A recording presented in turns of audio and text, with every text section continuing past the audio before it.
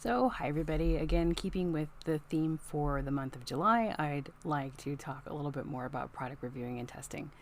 So, today's topic is let's talk about product review requests.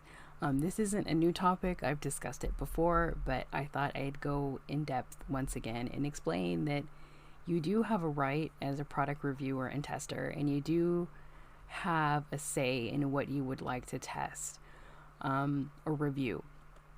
I know that now that Amazon has changed a lot of their review policies and things like that, a lot of the sellers are very, very demanding, to put it nicely, and at times very desperate. And I hate to use that term, but that's what it is.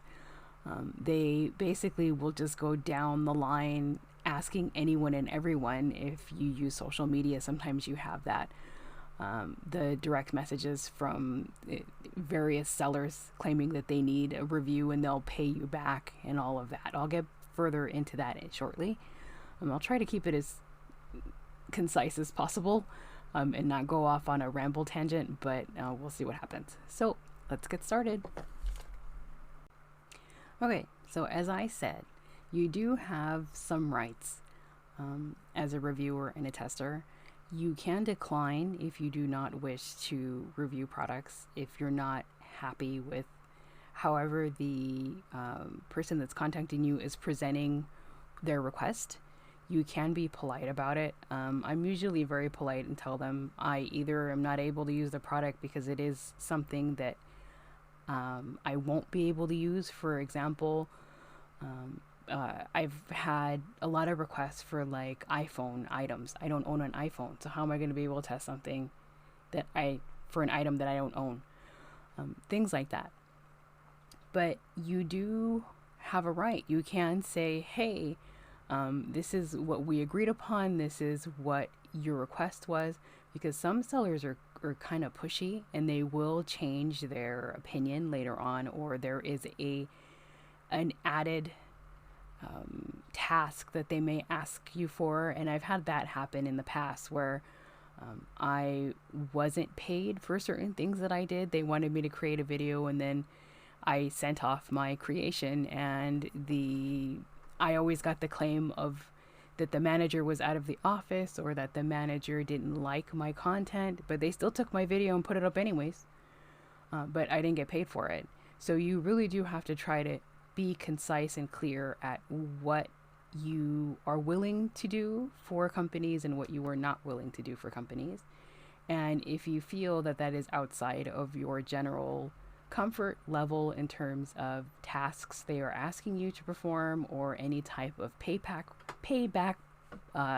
type of reviews, or like those reviews where they want you to do commissions, and I'll get to those in a second, you are able to say no thank you, and you can politely ask them, if you don't want to work with them at all, ask them not to contact you anymore. I've done that for some companies as well. So let's move on to the next one. So this kind of goes hand in hand with the previous topic. Ask questions about offers, because sometimes some sellers send you just a generic auto-generated request saying, we have XYZ products and this is what we're looking for, video review, Instagram post, social media post, and then they'll list off whatever else.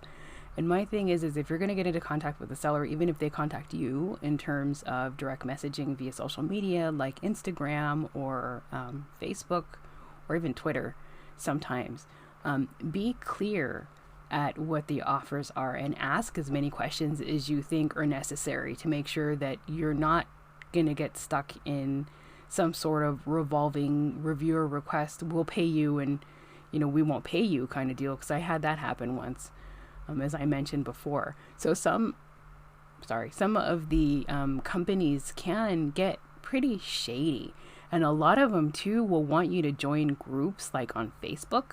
So that would also be something else that you need to look into, because some of them try to do that to boost their like group engagement or have more people join their groups.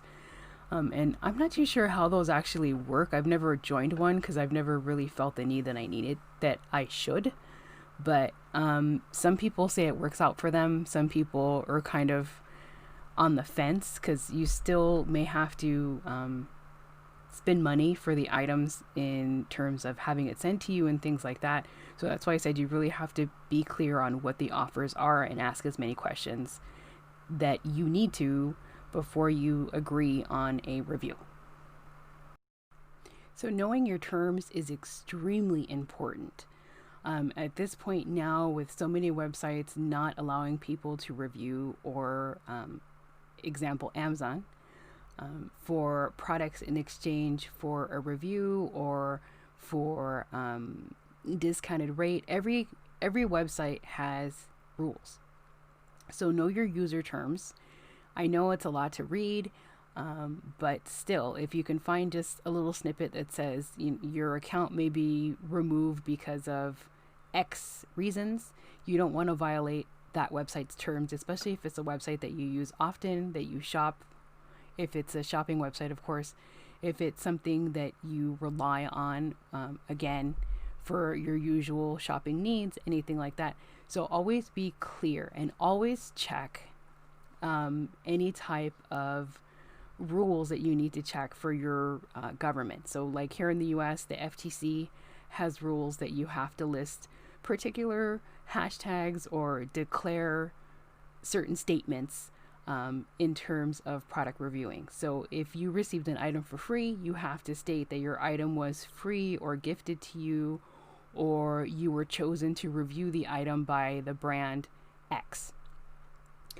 I know a lot of the sellers from Amazon are kind of trying to get away from that. They're trying to find ways to kind of skew that policy, and I think that's why Amazon is really trying to crack down on a lot of that stuff. I learned the hard way because I was accepting PayPal paybacks for Amazon, and I guess they were tracking sellers, so I'm banned now. I can still shop, which is good for me, but I can't ask questions. I can't ask I can't post any reviews or anything. So I don't know what else to do for that, but I mean, I've requested till I was blue in the face, and they basically told me it was my fault. So again, you really have to know all your terms and conditions in terms of, sorry for the redundancy, in terms of the website that you're using, any other requests the companies or sellers may make, just to make sure that you're also safe. And I'll add a link to the FTC guide, because I think they have a guide, or the FTC information anyways, in the description below, so you guys can look at all of that stuff. And this also goes for any type of post. So it can be from a website, social media, your own personal blog, even if you're using a free blogging platform like Tumblr or WordPress.com, things like that, you still have to have some sort of a statement saying that you received the item for free, or even if you received it at a discounted price, you still kind of have to list that somewhere. So social media requests have become very common lately. I have them every once in a while. I get a lot of them like via Instagram direct message, and then sometimes, as I mentioned, I'll get them through Twitter, aside from general emails. So really, it's up to you if you're willing to work with someone who requests that way. Again, it kind of goes back to where I started. You kind of have to ask questions and just make sure that it's something that you want to review, something that you will use later on or gift to somebody. So it just kind of runs the gambit. I will say that if they get pushy and they want you again to join like a group or anything like that, I would say that you kind of should think about it before saying yes, because again, it varies on what certain tasks are for certain sellers and stuff like that. My last thing would be is stick to your terms. I know it's hard, and I know sometimes a lot of the sellers kind of hem and haw and or like, oh, but if you do this, we'll give you a 5% commission, or we'll do that, or we'll do this other. My thing is just stick to what you agreed upon. If you don't feel comfortable exceeding or going past that, or again, if you don't think that it's worth your while to jump through all the hoops that they want, don't do it. So it's up to you, but it is something that if you do kind of let the sellers, for lack of a better word, steamroll you, you'll get a bunch of them that'll try to do it. I kind of learned that the hard way as well, and I started to stick to my guns. And it's you kind of need to do it because some of them do think that you're a pushover, and they'll be like, "Oh yeah, this girl will do anything." So I would say just lay out your terms and say this is what we agreed upon. This is what was originally requested, and leave it at that. If they don't like it, you did your task. I've seen people have that happen too, where the company or the seller will turn around and say, "Oh no, but you didn't do X, so we're not going to pay you." But the people did the original terms that they agreed upon. So again, you kind of have to stick with it. Okay, so I want to share my final thoughts really quick. I'm going to try to make this as short as possible. But my thing is this, is just, again, know your terms, know what you are willing to do for a brand or a company in terms of social shares, or if you have a blog post, a video, what have you. Also, in terms of payment, let them know that you won't accept PayPal paybacks, and you'll probably have them, have a hissy fit and say, that they can't give it to you, or that you don't agree to their terms. And if they play that way, then that's their problem, not yours. If you're having to shell out your own money for a product, and then you're, again, for the lack of a better word, shafted, I've had that happen, where you're not paid what they stated they were going to pay you, then don't do it.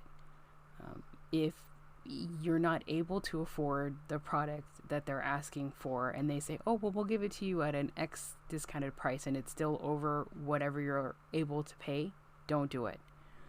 Some of the commissions as well, I'm not sure how that really works out, but ask as many questions as you can for those. And another thing is make sure that you're going to be paid. If somebody that maybe a fellow reviewer through social media, has worked with a brand, ask. I have a group of online friends that I ask about stuff, and we've all had a lot of people that will just do a mass spam of, can you please review for us? And I think it's getting very common via a lot of social media sites.